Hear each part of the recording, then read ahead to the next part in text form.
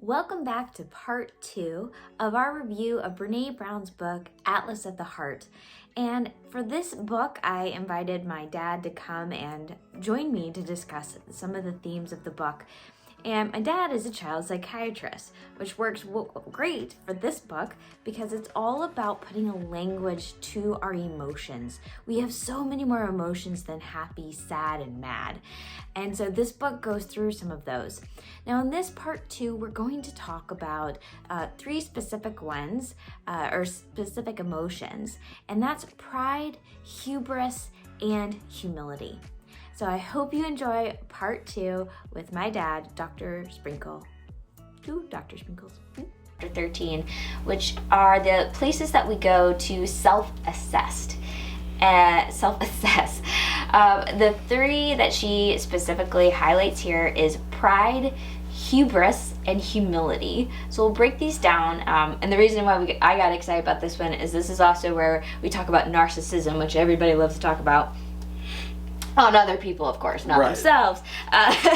But we can start with pride a little bit, because this chapter is really interesting. There's probably a reason why she ended with this one, right? There's a lot to talk about here, and she describes the 3 right here at the beginning. Pride is a feeling of pleasure or celebration related to our accomplishments or efforts. Hubris is an inflated sense of one's own innate ability that is tied more to the need for dominance than to actual accomplishment. And then humility is openness to new learning combined with a balance and accurate assessment of our contributions, including our strengths, imperfection, and opportunity for growth. So with pride, or I think she emphasizes this is authentic pride. It's also, I think, a word that people use in a lot of different ways. So you might hear someone say, well, they're very prideful. That can maybe have a negative connotation, that maybe means something else. But she's saying that the way that she means it to be used as more of a legitimate again, celebration of something that we've done well. Correct. So any examples that you can think of when you hear pride? I would probably back it up just a little bit and talk about self-assessment because most people are very poor at self-assessment, and there are a couple reasons for that. One is just a fear of facing the things that we do well and not well, and believing that we're going to come up short when we measure ourselves. You have been weighed, you have been measured, and you have been found wanting. And a lot of people will see whether you're a good person or a bad person as, have you done more good things than bad things? So it's the scale of justice, which weighs heavier, the good or the bad. And it's often difficult for us to get kids who have been in trouble a lot to say, I am not a bad person, I am a person who has made some bad choices, but I still have the ability to fix things. And so a lot of people just want to see themselves as good, and the saying goes, we're all heroes of our own fantasies. So in taking assessment of yourself, it's not only what you see and what are your accomplishments and what are your failures, but it's also getting input from other people around you. And just because somebody says this needs to be worked on, or this is a problem, it's not necessarily saying you're a bad person or you're a failure. It's just, this is your area of weakness.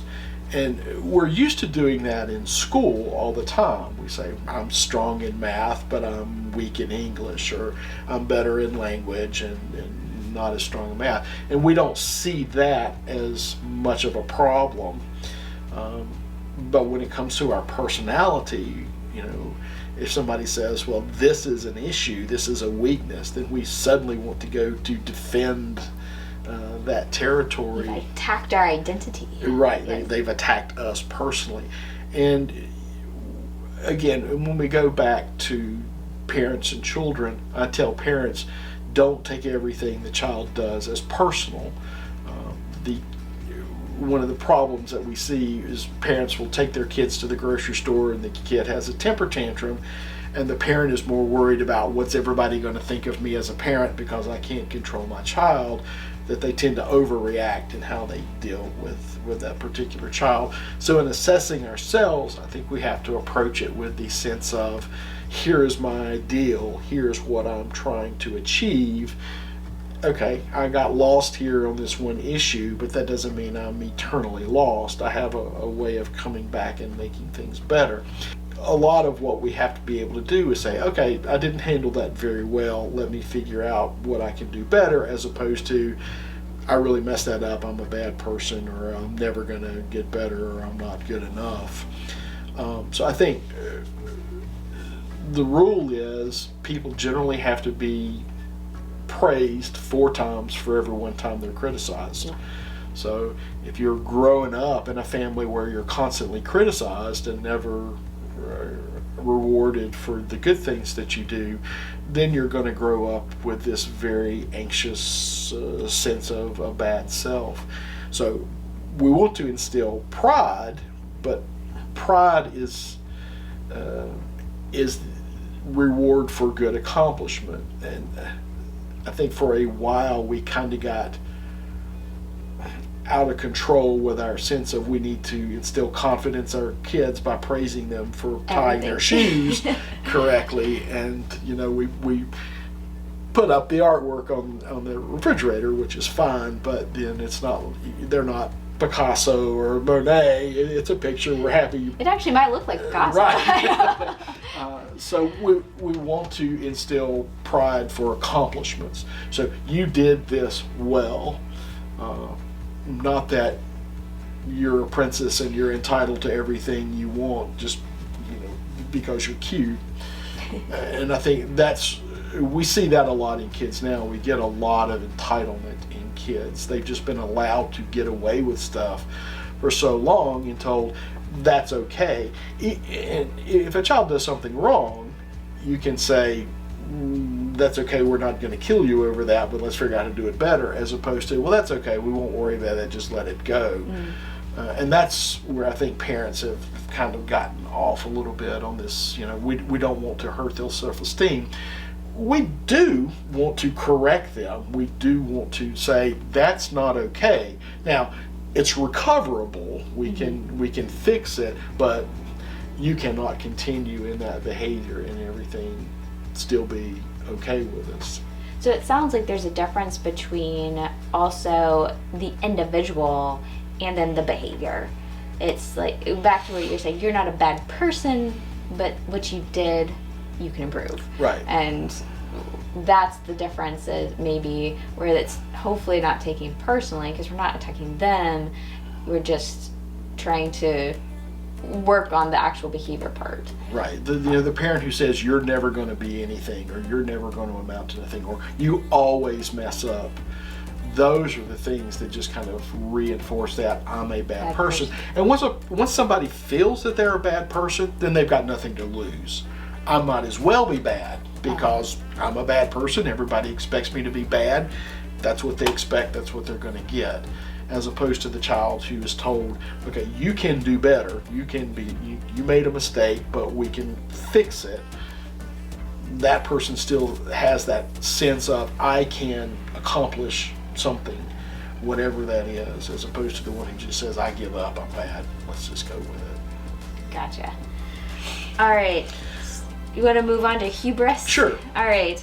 So hubris sounds like an inflated sense of your own abilities. And I'll ask you in a second if you think that narcissism has increased in our society in just a minute. She thinks that it's tied more to the need for dominance than the actual accomplishment. Now, it is negatively correlated with self-esteem. So I'm guessing if you have high self-esteem, you have low hubris and vice versa. but it's positively correlated with narcissism and the being prone to feeling shame. Right. So, what do you see most with this area?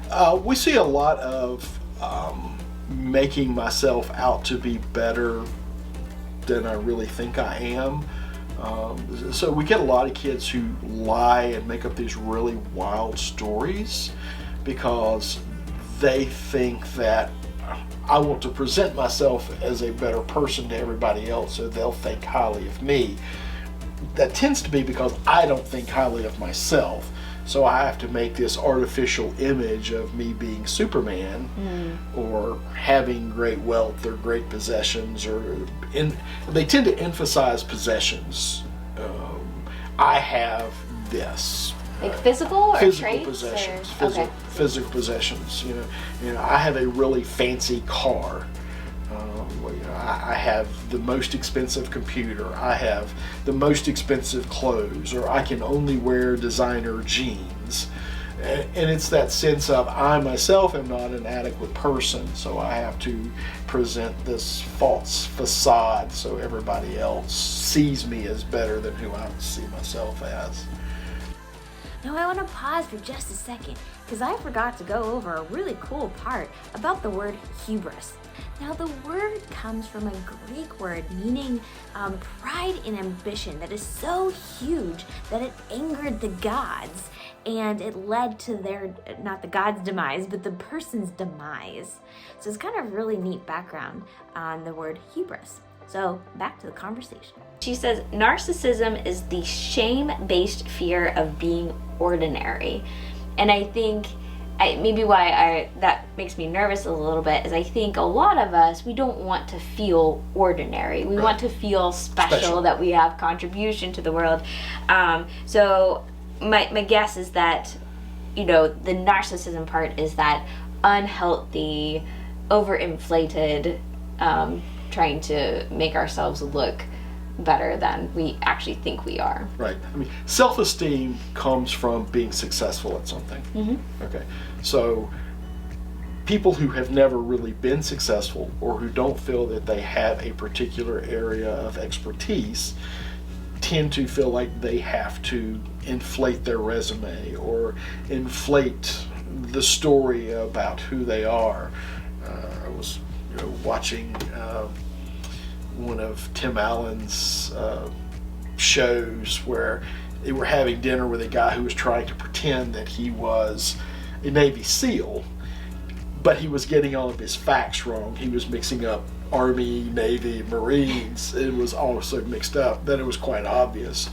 But basically he was saying, I'm not an adequate person myself, so I have to present myself as something big and bad to you so that you'll be impressed with who I am. The people who are comfortable in their own skin don't feel the need to do that. They're better able to say, okay, these are my strengths, these are my weaknesses, and I'm okay with that. I'm going to try to improve where I can, but this is who I am.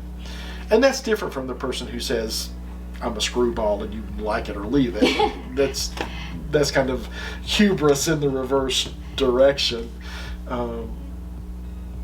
But that's what it really is. It's a sense of I need to be better than I am. I don't feel comfortable that I am good enough, so I'm going to present this image of being a Superman.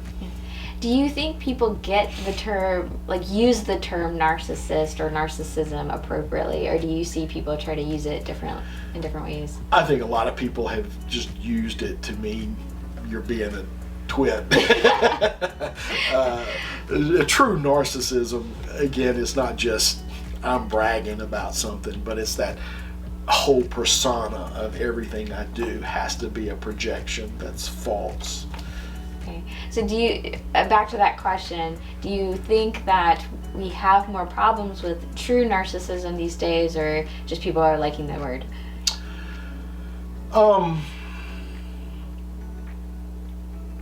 I think that as a society, we have moved into a situation where people believe they are more important than they are. And this is that sense of I should have the right to do anything I want to do at any time, anywhere. And if that includes taking what you have, I'm entitled to your stuff as well as my stuff without working. So I think that has certainly gotten worse. And that actually, to me, sounds very different than narcissism. So, because if narcissism is the more of a shame, like I'm not worthy, so I have to make up this facade, versus someone who says I am worthy and I'm going to do whatever I want to do. So it sounds like there is some differences. There is a difference. Narcissism is based on the belief that I am not good enough, so I have to present myself as more important than I really am, versus what I'm talking about, which just is, I really think I'm better than everybody else, should be able to do what I want to. Yeah. So I think we're seeing a lot of that. I have the right to do whatever I want to do to get whatever I want. Mm. Now, when it comes to a narcissist, a true narcissist, how, like if you think you're working with one, let's say at work, how should you work with that individual? Typically what we do is do interpersonal reactions. How do people react to you when you do this? And that just kind of gets them thinking. And then we have, once you kind of get their attention about, okay, maybe this is a problem, then you back into, well, what is it that you think makes you have to present yourself as somebody different than you really are? And you work backwards into that sense of inadequacy or shame. And then after that, we have humility. This is a more genuine and ultimately more powerful than hubris, right? A response. It comes from the Latin word meaning groundedness. So humility as in, it isn't one of those of low self-esteem. Humility is an adequate recognition of your limitations, maybe. Right. And she even goes into what humility is not. It's not downplaying yourself or your accomplishments, which some people use the word modesty. And it's not low self-esteem or meekness, and definitely not letting people walk all over you. Correct. And in fact, humility comes up as a word to describe very good leaders that people want to follow. They don't take credit for everything. They give other people credit. She also goes into the term intellectual humility, referring specifically to a willingness to consider information that doesn't fit with our current thinking. So humility is actually the key to grounded confidence and healthy relationships. Correct. Why, or do you think that humility is hard for some people? I think humility is hard for everybody. Yes. Because humility is recognizing that I am a balance of scale. That there are things that I do are good, there are things that I do are bad. I have to feel comfortable with myself and not feel like I have to present myself different to everybody else. But it's, as you talked about with the leader, it's not taking credit for other people's work. One of the things politicians tend to do is to say, I am responsible for all the things that have happened. Or in reverse, sometimes the country will say, the president is responsible for everything that's going on. Well, the president only has so many things that he can do, and he only has certain powers. So humility is the recognition of, this is really what I did right, this is what I really did wrong. I don't have to take credit for yours, but I also don't have to take credit for all the bad that everybody else did as well. So it's that, what was the game that there was a balance that had four sides, and you put it on and you had to add just the right number of little marbles or something to it, and you had to keep the man from teetering. Oh, okay. So if you put too much on one side or too much on the other, he would fall off, and you would be and everybody took turns trying to keep it balanced, and whoever unbalanced it lost the game. And so that's the way life is. We got to balance between doing good and doing wrong, and taking credit for the right stuff and not taking credit for things we didn't do that were wrong. So life is keeping all of that in balance, and that's why it's so difficult, is because you're trying to juggle 4 things at one time. Yeah. And to come a little full circle, I think some of it is that we want to feel like we're in control of everything too. So we will take credit for the good stuff, blame the bad stuff, and Well, and and if we go back to that game analogy, if you feel like you've got too much weight on the I'm really feeling bad about myself, you got to do something to balance it out on the other side for taking credit for things that you may not have done either, just to kind of keep things balanced. And it's the same with good and bad. Nobody's all good, and I think we need to recognize that. We all do things that we probably shouldn't do. And I think it has to necessarily be bad and good. It can just be more of like, I'm skilled in this and I'm not skilled. Strengths and weaknesses, yes. Strengths and weaknesses. And how would you say is the best way to teach children humility? By example. Parents have to be able to acknowledge, this decision I made with you may not have been the best decision. Maybe I needed to back up and do something, or I didn't handle this situation well. Maybe there were other things I could have done that would have handled that situation, or this is the reason I made that decision, and that's why I think it is a good decision. Being able to admit what you've done as a parent, but also being able to process it with the kids. Now, that's different when the kid is 2 and the kid is 12. So you don't sit down and reason with a 2-year-old about why they shouldn't be stealing cookies out of the cookie jar. They're not going to get that. They're not there. But as a child develops, that child needs to see, these are things that my parents struggle with and how they handle them, good and bad. These are how our relationships go, and okay, Dad was willing to admit that he didn't handle it right.